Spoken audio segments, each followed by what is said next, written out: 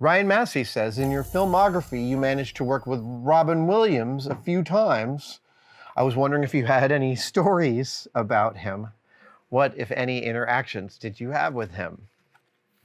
I had several interactions with Robin Williams, and they were all of them as remarkable for me in my memory and my experience as Robin Williams is as a cultural juggernaut.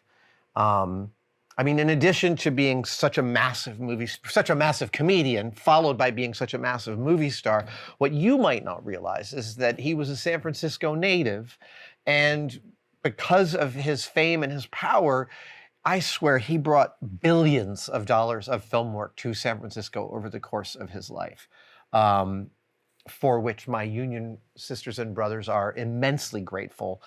He showcased San Francisco in all of its beauty in so many films. The first film I worked on with Robin was Flubber. The Flubber was a film where there was a character named Weebo, a floating robotic character named Weebo. Weebo is so awesome. We've done a lot of Weebo content on Tested. But specifically, Weebo was yellow and weathered, and, sorry. At Jamie's shop, M5, we did all the vacuum forming of Weebo's shells, and I did all the painting and weathering of Weebo alongside my mentor, Mitch Romanowski. And by the way, Flubber was done all under the art direction of Nilo Rodis Jamero, who designed Boba Fett's ship and many of your favorite Star Wars ships and sets and costume pieces. Nilo, a truly amazing designer, one of my heroes, and gave me a lot of early work and a lot of early approbation as a, approbation? I think I'm getting that word wrong. A lot of encouragement as a young model maker. So we were making all of the Weebo skins and weathering them and bringing them to set. And then we needed to see some sort of lighting reference, I think, of how Weebo was being filmed on set. So Jamie and I went out to Treasure Island where they were filming. And Robin was dressed as the mad professor in this beautiful leather apron with these heavy goggles on his head. And the shot we were watching was he's about to try an experiment, and he's joining two wires together, like touching them together, and Weebo's sitting right next to him, and Weebo's being puppeted by a guy with a Steadicam arm, and it's sort of floating around him. And the only requirement of this scene is that Robin is like, "Get ready, Weebo," and then he touches the wire. That's it. He says something along the lines of, "Get ready," and then touches the wire. And the very first thing he said was, and it wasn't in the script, "Cross your circuits, Weebo." Again, like, wow, that's amazing to come off the top of your head. And I cannot remember any of the other lines, save for there was over 40 of them. I'm not joking. He said, "Cross your circuits, Weebo," boop. And then knowing, as the crew did, to just keep on rolling, he reset back to one and came up with another idea and came up with another idea. And for like 4 minutes, did 40 different takes of this one line. The crew, look, film crews have seen all manner of nonsense. They have lived their reality. So it's pretty amazing to be on a veteran film crew of old school film people feeling the room get more and more astonished the more this mind reveals to us what it can do. That's really what it felt like. And we're just all sort of holding like, when is this spell going to break? And he keeps on coming up with more lines and they're funnier. We're trying not to laugh and we're holding on tight. And when he finally finishes, everyone just sort of bursts into applause. The idea that that was like a casual moment on a set we just happened onto one afternoon was amazing. That's like 1993 or 94 or 95. That's really early days. So cut to, well, I was working on Bicentennial Man in 1999. So yeah, 5-6 years later, we are making Bicentennial Man here at Treasure Island again. And Robin Williams is wearing what I think is maybe it's the most beautiful humanoid robot costume.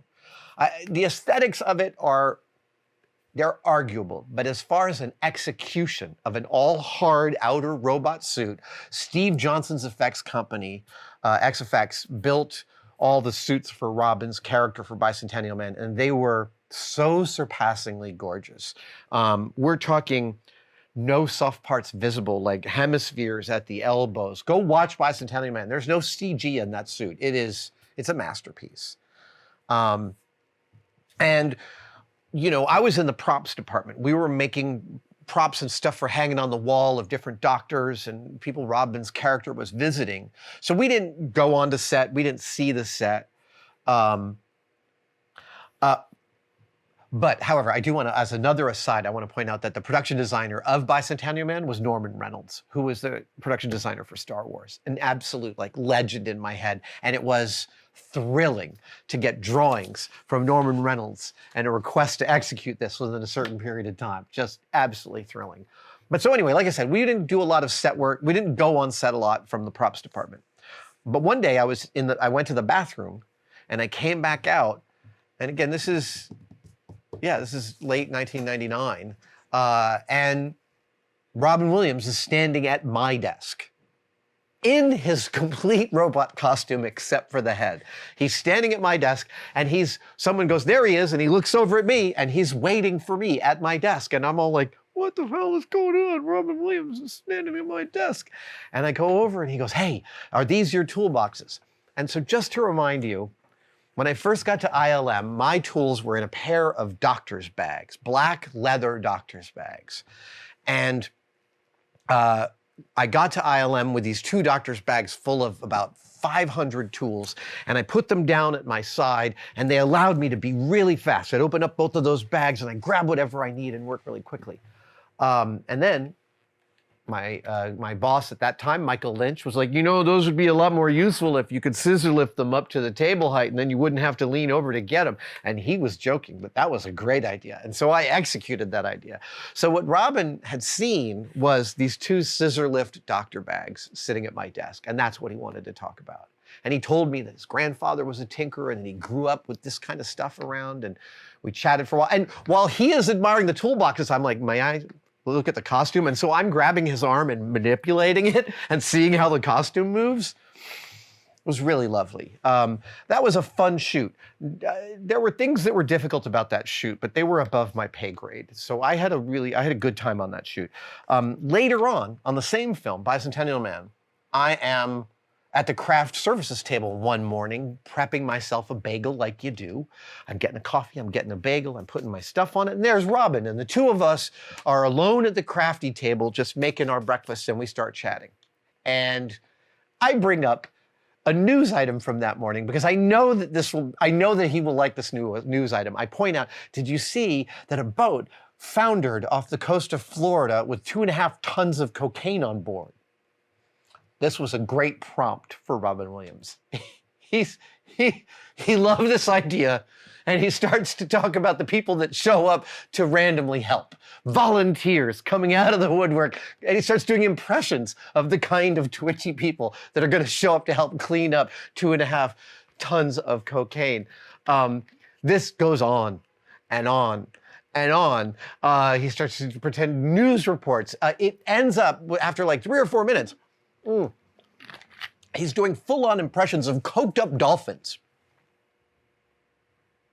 And then it dawns on me that my boss is expecting me, and it's like 15 minutes after the start of the workday. And I could get fired if I don't show up. And so I have to say to the funniest person alive, Robin, I have to go to work now. It feels so wrong to have like turned off the comedy, this comedy that was happening just for me at the crafty. That's a good indication of how egalitarian and sweet Robin was as a person. My last interaction with him was much later, I think about 10 years after that. Craig Ferguson came and played at the Symphony Hall here in San Francisco, and Craig is a great friend of Mythbusters. I believe he is individually friends with at least 3 of the hosts, if not all 5 of us.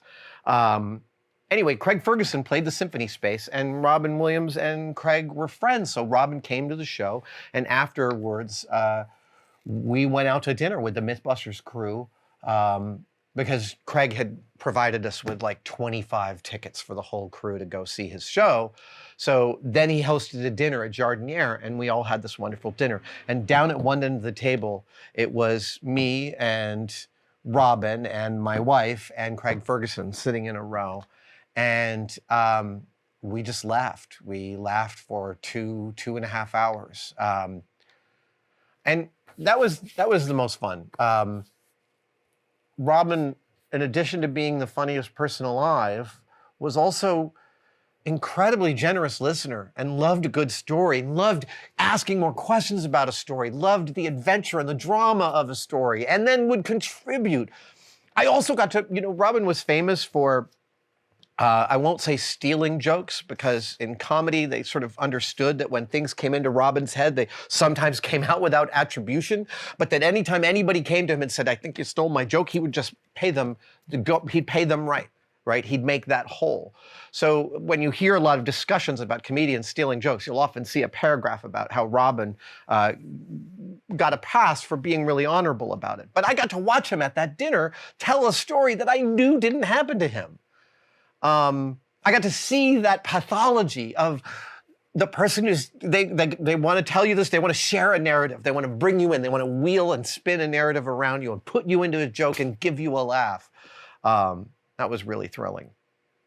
Those are all of my intersections with Robin. A couple of other small ones, but those are the major ones. And I feel really lucky, really, really lucky to have spent time around in the presence of such a wonderful mind and such a generous person. Thank you guys so much for watching, and I wanted to briefly mention that you could become a tested member. I know, everybody is competing for you to become a member of their thing.